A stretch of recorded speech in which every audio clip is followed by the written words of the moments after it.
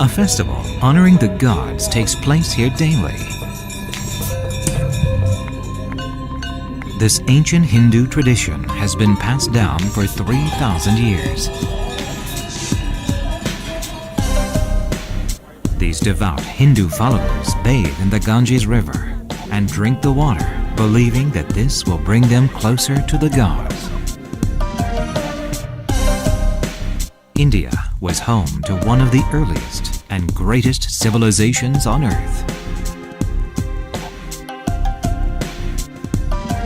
The people of the Indus Civilization already engaged in international trade that spanned the Pacific Ocean 4,500 years ago.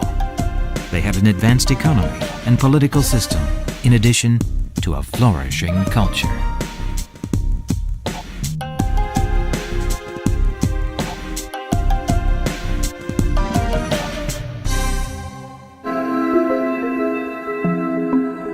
Called the land of the holy men, India is located in the southwestern part of the Asian continent.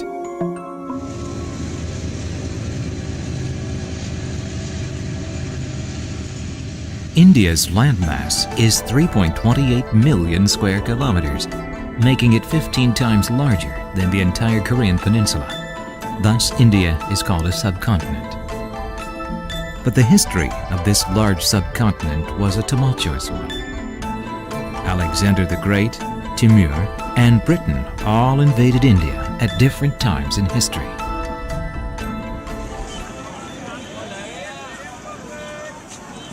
The India-Pakistan border is located in the northwestern part of India. A particular spectacle unfolds here every day. This is the India-Pakistan border closing ceremony. In a display of pride and aggressiveness by both Indians and Pakistanis, soldiers will strut energetically amidst chanting crowds.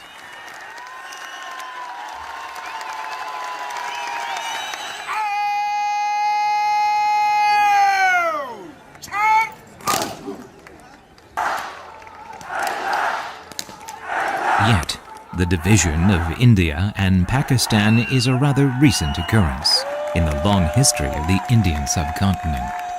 After India declared independence from British rule in 1947, the country was partitioned along religious lines, Hindu and Muslim.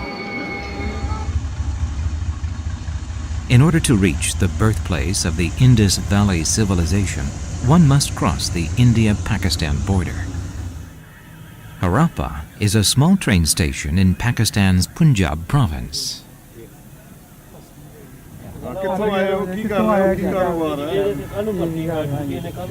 Down track ਤੇ ਇਹਨਾਂ ਨੂੰ ਚਾਹੀਦਾ ਆਪਣਾ block between Harappa Dastana down track ਤੇ At first glance, Harappa station looks like any other train station in Pakistan. But it should be noted that it was built 90 years ago, and it is inextricably linked to the Indus Valley civilization due to its location. In 1910, the British rulers enlisted tens of thousands of Indians to build a modern railroad system in the country. To reinforce the foundation for the tracks, they used bricks from nearby ruins. The British studied these ancient bricks and made an astonishing discovery.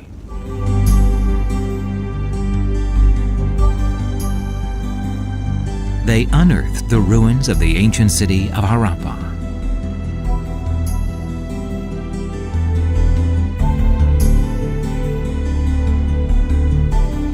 Scholars of the early 20th century did not believe that there were other early human civilizations besides ancient Greece and ancient Rome.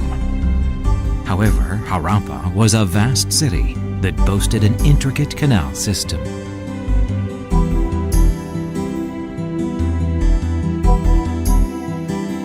Serving as the Director General of the Archaeological Survey in India, John Marshall wrote about his discovery to European academics in 1921.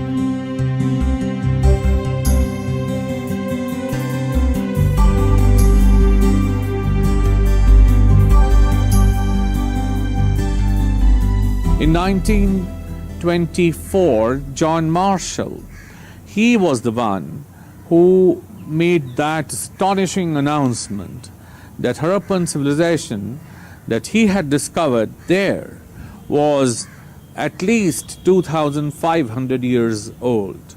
Now that was a big surprise for all those people who first thought that Harappan civilization and Indian civilization could not have been as old as the West Asian or any other civilization, as the Mesopotamian civilization or the Egyptian civilization or even as the Cretan civilization. They were all surprised. Ancient relics give clues to the way of life in ancient civilizations. The Harappa excavation site revealed many details about the ancestors of Indians. Pottery, stone-beaded necklaces, and even a miniature ox-driven cart were discovered. The alphabet system, invented by these people, was also a startling discovery. The existence of a unique alphabet system proved that they were an advanced society.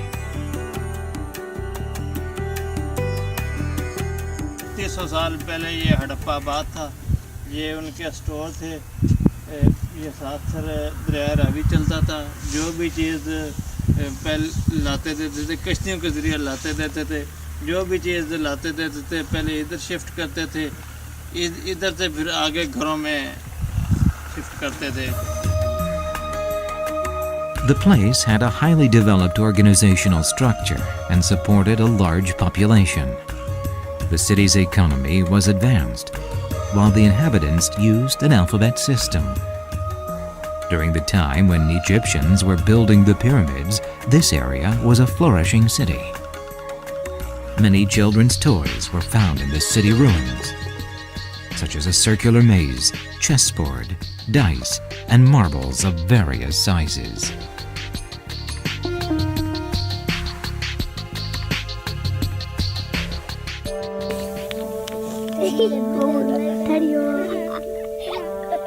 Long ago, children played with marbles or mazes made out of clay outdoors.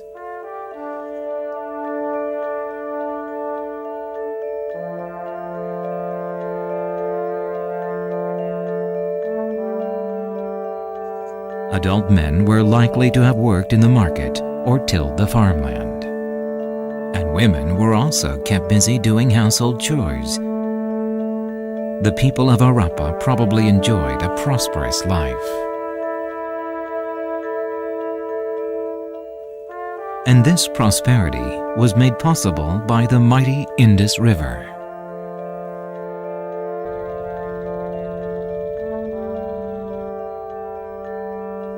The Indus River Basin was home to the Indus Valley Civilization. The river source originates from the Tibetan Himalayas and extends for 2,900 kilometers to flow into the Arabian Sea. The annual flow of the river is twice the amount of the Nile River, and it is a critical lifeline to millions of Indians today.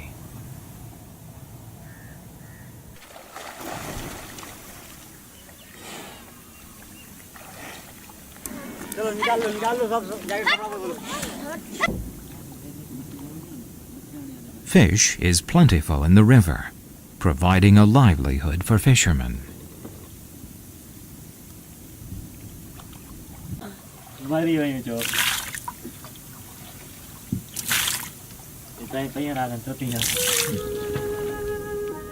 But the river brings many more benefits than just abundant fish.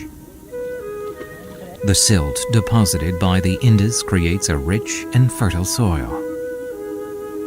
This boosts the yields of the farmland.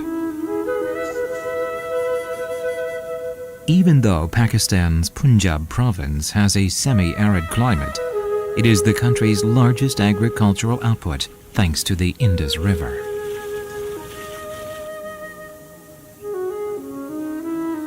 Without the Indus River, the farmers would be unable to grow watermelons, cucumbers, and squash that require large amounts of water.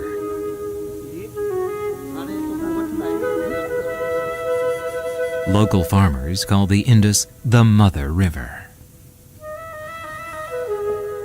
पानी है ना, ये थोड़ा ऊपर आ जाता है, थोड़ा नज़दीक भी है हमारे पास, इसलिए सब्जी अच्छी होती है, समझे। जो ये जो मारू है ना, ये हमारा अच्छा होता है पानी के साथ। Long ago, the river basin area probably produced a surplus of crops for farmers who would have traded it for other goods.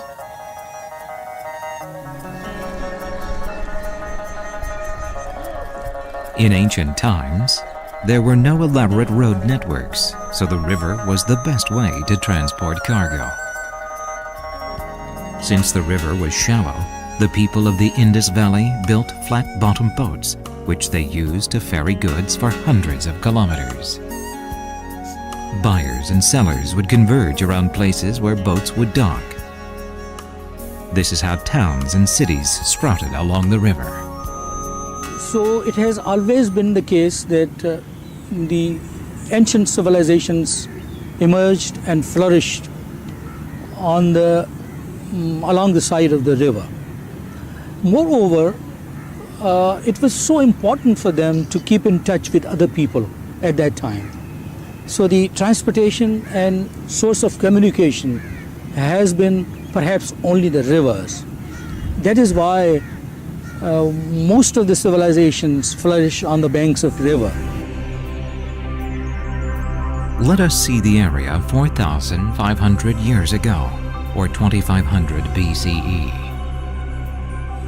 Two major rivers existed in the northwestern region of the Indian subcontinent, the Indus River and the Ghaggar-Hakra River. Harappa is in the upper area of the river, while the Mohenjo-Daro is further down in the middle section. And Dholavira is located at the mouth of the Ghaggar-Hakra River. These large cities were surrounded by about 2,000 towns and villages.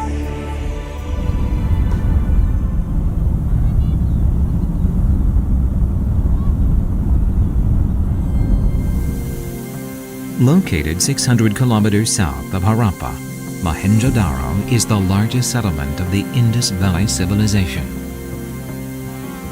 Just the excavated area of the ruins is 2.5 square kilometers, and the central road in the city center had a width of 11 meters, which is enough for carts to pass through. Maze-like alleys course through 10-meter-high mud walls. Experts estimate that the city had a population of 200,000 people.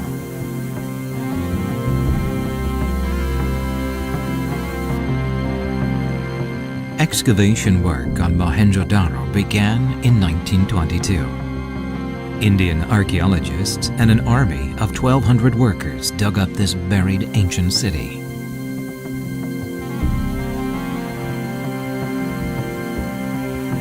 Streets are very straight, cutting at 90 degrees. Small lanes bisecting them, making them rectangular blocks. Like you have Islamabad, beautifully organized city. So it makes you easy to go through and convenience for the life. That's why people give such an importance to the planning. After Mohenjo-Daro was revealed, two city sections were noticed. One section encompassed the temple and public bath. The other section was the residential area that lied just 150 meters away. So what kind of city environment did the inhabitants live in? The alleys were patterned like a go board and evenly spaced.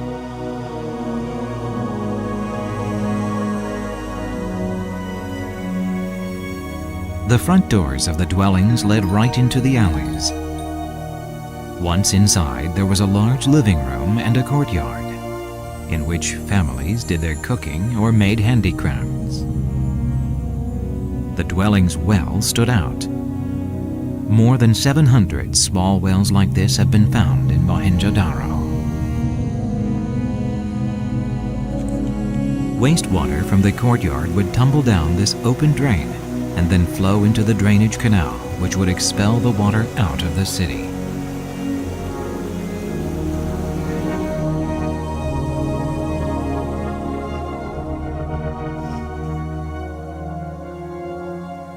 The citadel section was built on higher ground that was 18 meters taller than the residential area.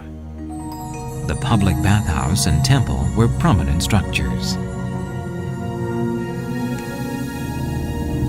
Scores of people could bathe here at the same time.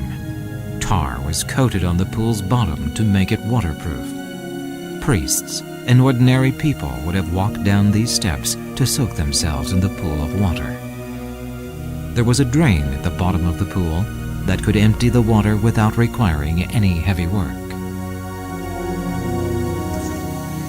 ये semi पुल है, इधर से नहा के ऊपर से कपड़े वगैरह पहन के साफ सुथरे होके फिर ऊपर चले जाते थे इबादत करने के लिए, उधर इबादत वगैरह उधर ही करते थे.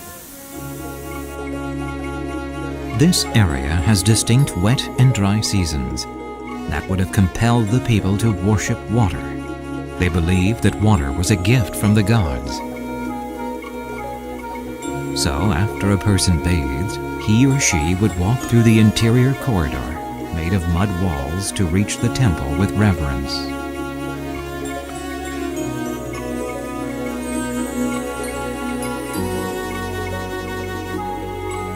This artifact depicts either a priest or a king and contains several clues.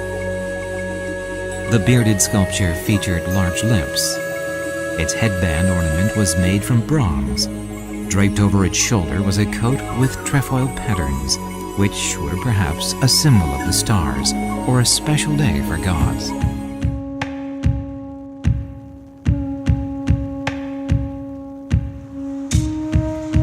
In order for a civilization to develop, there must be enough food production and a large population to consume it. Food storage, trade, and the transportation of goods must be active. The Indus River supports these activities, and it continues to do so to this day.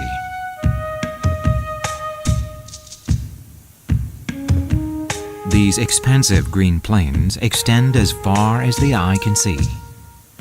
Many villagers continue to live in the same traditions as the ancient inhabitants of the Mohenjo-Daro.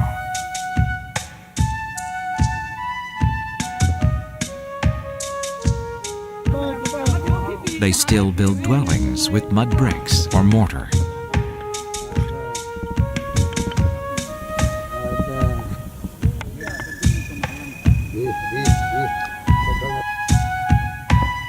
Little has changed in the way they make bricks.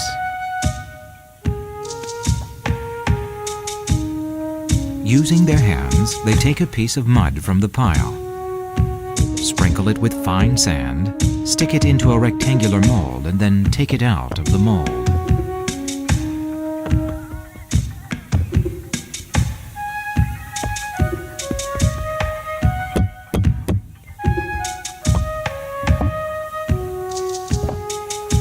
ये मिट्टी, ये इधर जमीन की है मिट्टी. ये जो है नीचे जमीन है नी, इसकी मिट्टी है. इसकी मिट्टी है, इधर आती है, इससे ईंट बनती है.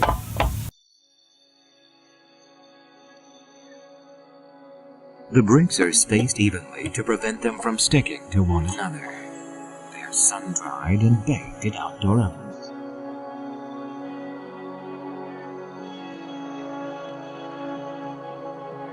Rice husks are burned to heat the bricks for 3 days at a relatively constant temperature of 800 degrees Celsius. When the baking process is finished, the bricks will make a tin-like noise, just like the ones in the Mohenjo-Daro ruins.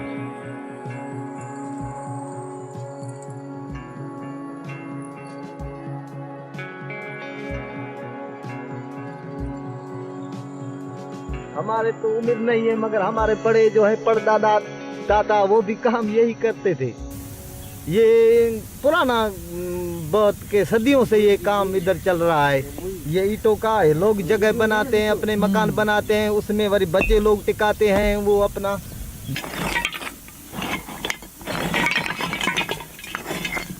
Not only are bricks made using these ancient methods, but jars are also made this way.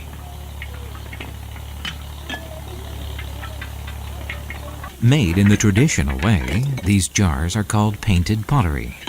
The jars have animal and plant drawings on them in red, white, and black colors.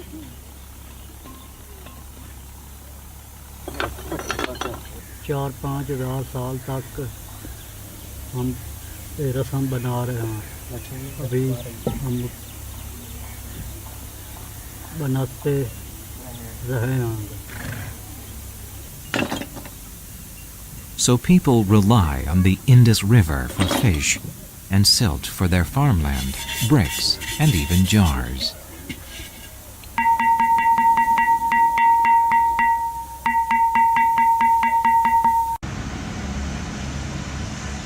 At the National Museum in Delhi, the capital of India, there are many Indus Valley artifacts on display.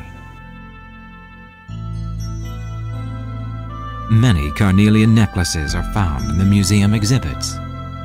Carnelian is a semi-precious stone found in India's Gujarat state. It is ground to give it a shiny luster.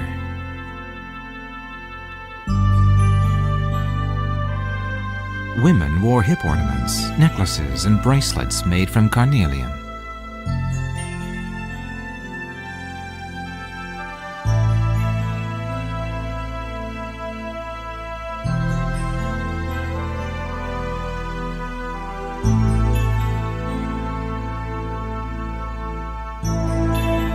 These seals were quite novel discoveries, as they held important clues to the Indus Valley civilization.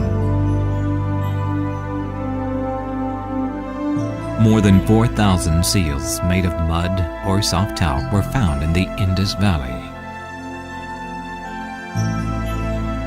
Inscriptions or drawings of people and animals were commonly depicted on these Indus Valley seals. The unicorn was the most common theme on them.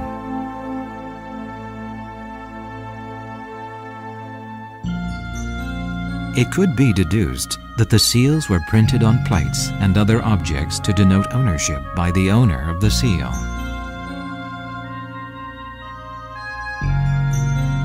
And similar seals have also been found in the Mesopotamian civilization ruins in Iraq. Not only were similar animals depicted, but even the inscriptions and symbols were identical. What implications does this have? There were two overland routes. There was one overseas route. Trade is clearly established on the basis of archaeological finds and Mesopotamian literary records between Mesopotamia and Harappan civilization, and also between Harappan civilization and some of the Iranian civilization, and on the basis of humped bull motif, carnelian beads, estetite vessels, which means that objects of Mesopotamian origin being found in Harappa and objects of Harappan origin being found in Mesopotamia clearly testify to the fact that there was trade.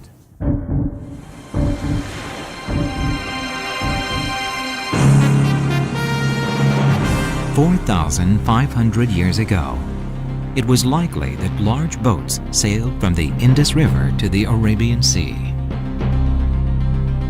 About 5 million people inhabited the banks of the Indus River, clustered in over 2,000 towns and villages. The crafts and goods they made were traded with other lands. Mesopotamia was the main trading place. Even though trade between the two civilizations was small, the land route linked the two. As trade volume grew, sea routes were established. Numerous trading cities sprung up along the route, and the Mohenjo-Daro was the most prominent city.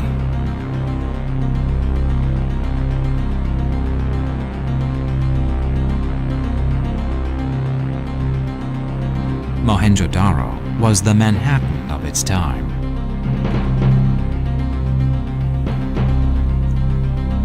Goods were bountiful in the streets, and laborers toiled to carry them. Merchants made deals in tall buildings.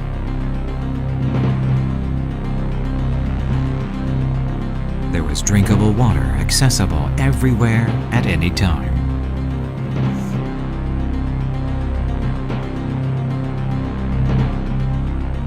But these ruins are all that remain of this once flourishing ancient civilization. The city suddenly vanished around 1800 BCE.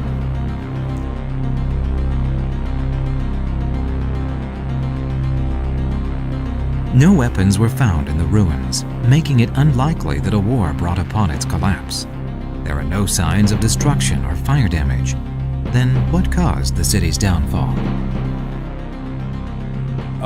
River Valley is the best possible location for a civilization or for a city to exist. So when you find that a river has changed its course because of tectonic shifts, then obviously the city does not exist there. It ceases to exist. So tectonic movements, floods from the rivers, natural disasters, these are some of the causes which have been held responsible for the decline of the Harappan civilization. The Indian subcontinent has distinct climate patterns. Clouds full of moisture are pushed northward, where they meet the cold Himalayas that result in heavy rains. This causes the monsoon season.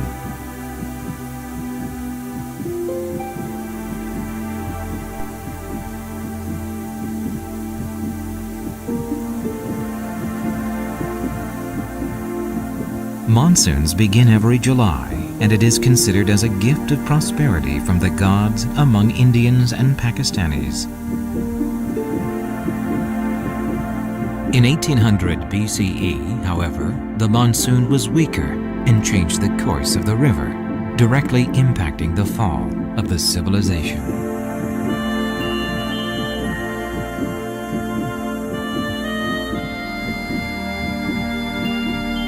Evidence of this occurrence remains today. There were 2,000 small towns and villages along the Indus River and the Ghaggar River in ancient times.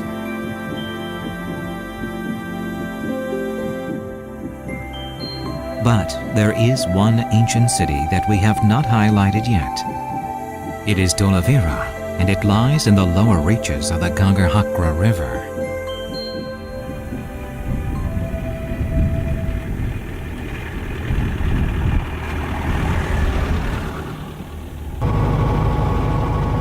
India's Gujarat state receives annual precipitation of less than 400 millimeters, making it an extremely dry region.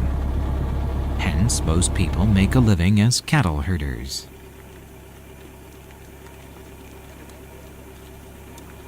How did an ancient civilization flourish in such a land without any arable land? Dholavira कहाँ है? हाँ, Dholavira 1 kilometre दूर है. इधर से घूम के आ जाएगा तो आता है.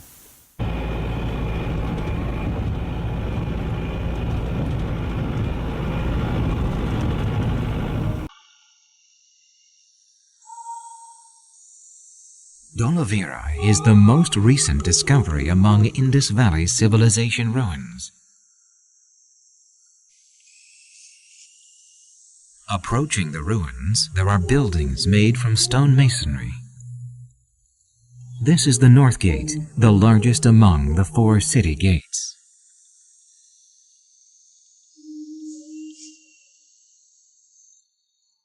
Due to erosion over thousands of years, it is hard to discern the outline of the city.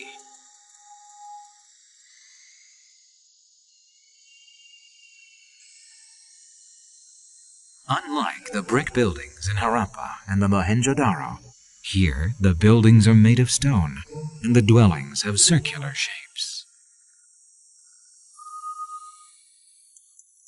Its sewer system is elaborate, like Mohenjo-Daro's.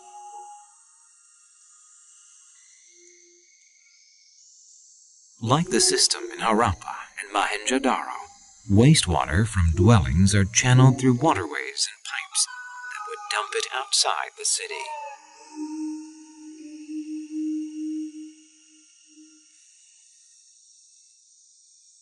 There is one unique feature of Dolavira that is not found in other archaeological sites.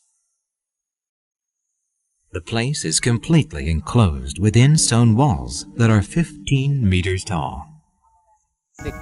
कितना पानी रखने के लिए कितना मेहनत किया हुआ है, उतना पुराना है कि 5000 साल पहले उन लोगों ने इतना फिनिशिंग करके भी पानी को रखा है। तो मतलब बारिश का पानी को कितना महत्व देते होंगे, कितना मेहनत करके काम करते होंगे, और पानी यहाँ इतना महत्व का चीज़ है।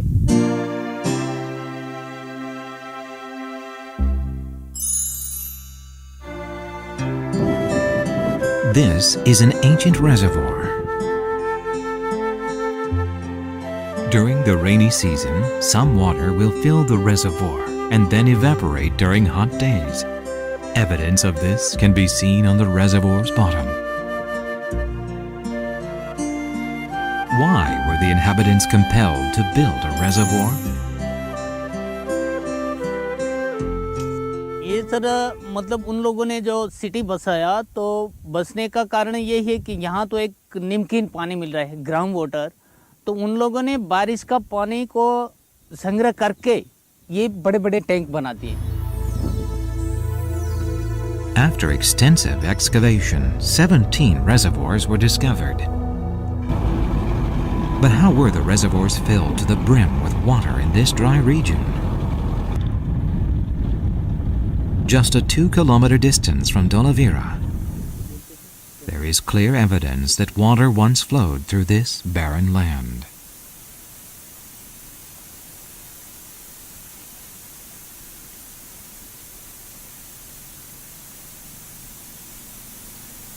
कुदरत से बनी है नदी, तो कुदरत से कोटलो बस ये साल ये आगर नदी से ये लोग तो डैम बांधे होते नदी ते आगर थी नदी आम थी अब ये है ना ते ये लोग के डैम बांधे लोग बारिश के आगे आएगा ना करना आएगा, बारिश आवे ना तो जा नदी आवे ना नदी जाती है रण में सुखाई है। The riverbed is as dry as the parched thorn bush. On closer inspection of the area, man-made rocks appear. This was an ancient dam.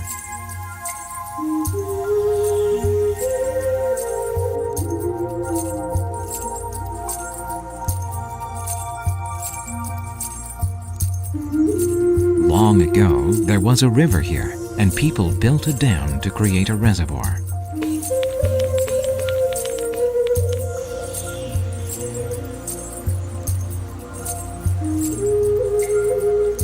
The reservoir water was transported to Dolavira center through man-made canals. It would fill the ancillary reservoirs starting from the east to the west.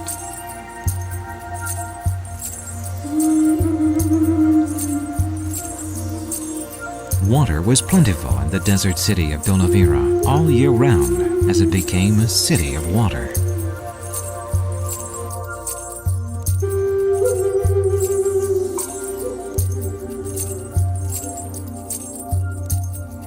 But around 1800 BCE, the Gagarhakra River suddenly dried up, and Dolavira could not escape the same fate. Now, this Saraswati is a mythical river, but many people try and identify it with Gagarhakra River, which crosses through several states of India.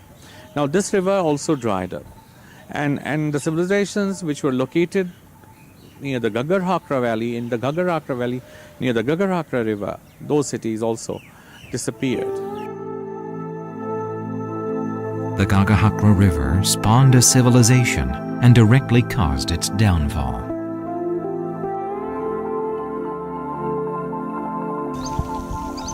A large marsh was formed in the place where the river disappeared. This wetland paradise for birds comprises 20,000 square kilometers.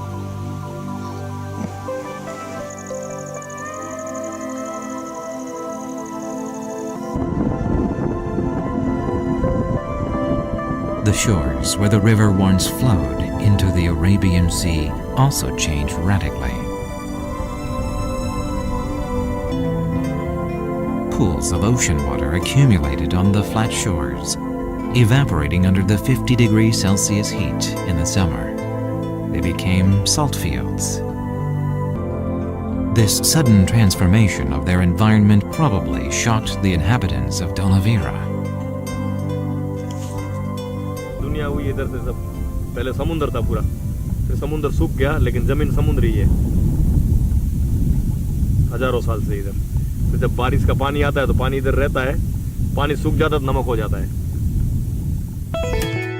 Before the river dried up, Dolavira was a beautiful island where fresh water and salt water mixed. After the Gagahakra River dried up, however, the ocean waves from the Arabian Sea deposited sand and pebbles. And then the mouth of the Gagahakra River became a lake. When temperatures climbed, the lake evaporated. Now, the lake bed is indistinguishable.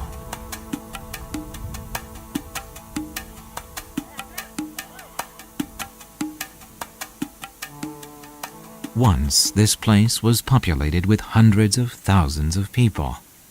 Today, only several hundreds of people live in the Dolavira village. The large well on the outskirts supports the village.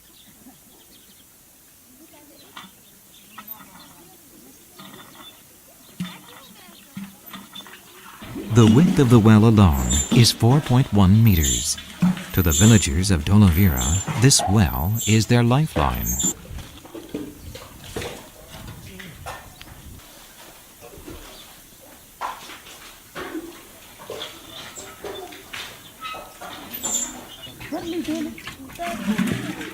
Therefore, they make sure not to waste the water.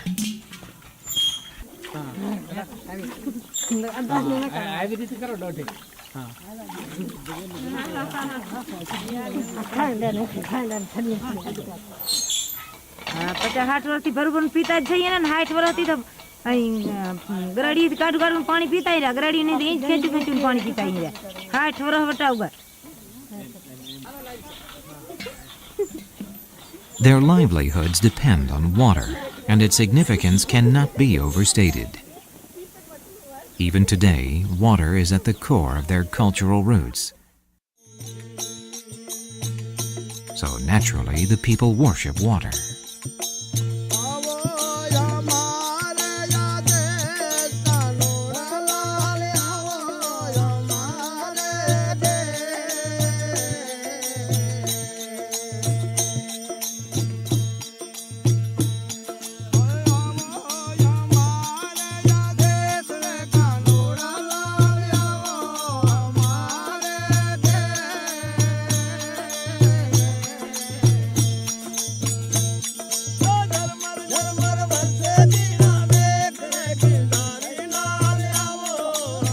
Once, a river as wide as the ocean existed here.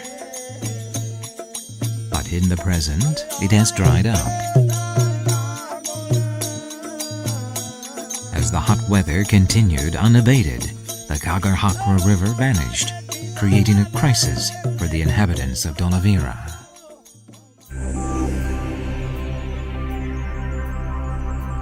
In this desperate situation, the people were likely to have prayed for rain in their holy temples.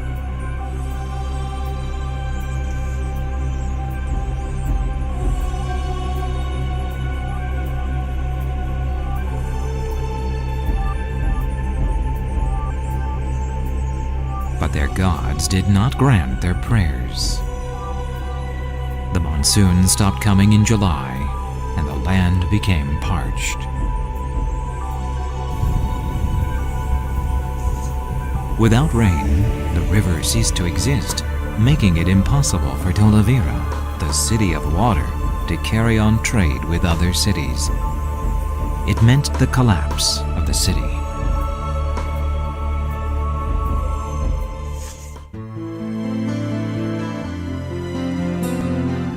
Dolavira's gloomy fate was made even worse. Around 1500 BCE, when Dolavira was steadily in decline, Aryan tribes from Central Asia invaded the city. To flee this threat, the descendants of the Indus Valley civilization were forced to migrate eastward. The Aryans were Central Asian nomads who became early adopters of iron technology. They claimed they were civilized people and began to invade the Indus Valley on horseback.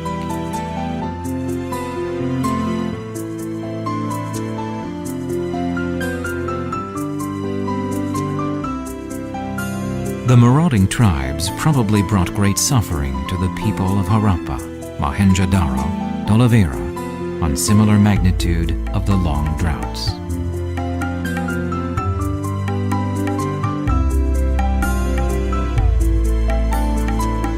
Aryans became the rulers of India, but a power struggle quickly emerged, erupting into an internecine tribal war that went on for a long period.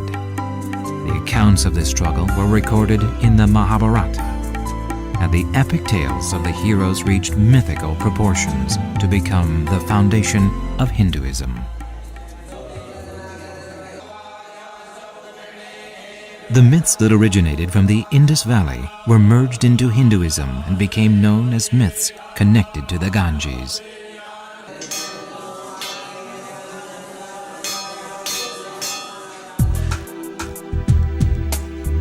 In the present day, 90% of Indians are Hindu followers. Indians believe that the Ganges is a mythical river and they revere it as the Mother River.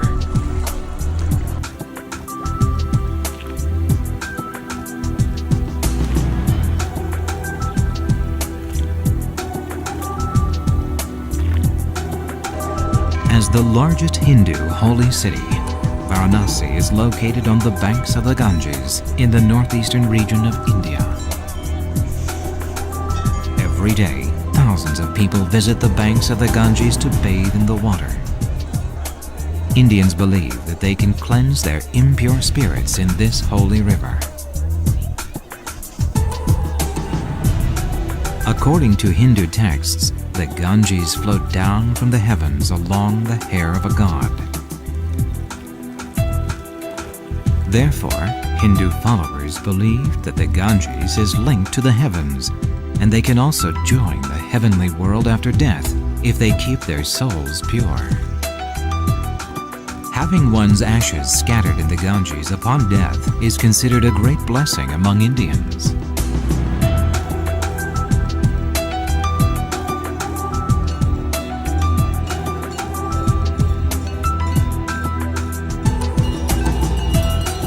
The Ganges and Indus River flow in different directions hundreds of miles apart from each other. But they share the same historical roots originating from the Indus Valley civilization.